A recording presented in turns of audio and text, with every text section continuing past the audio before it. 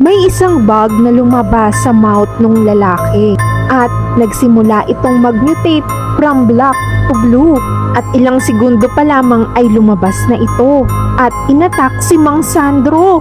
Buti na lang ay nagtitraining ng martial arts si Mang Sandro, pero hindi rin siya tinitigilan ng bug. Ina-attack pa rin siya kaya nag-roll over lang siya ng nag-roll over. Sa wakas ay nag-crash yung bug pero nag-crash din si Mang Sandro at lumapit na nga sa kanya ang kanyang pamilya. Pero hindi pa pala doon nagtatapos dahil muli na naman itong a-attack at lahat silang pamilya ay inattack nito. At bumalik ito ulit kay Mang Sandro at maagap niya itong blinak ng takip ng kaldero. Bigla-biglang nawala yung bug.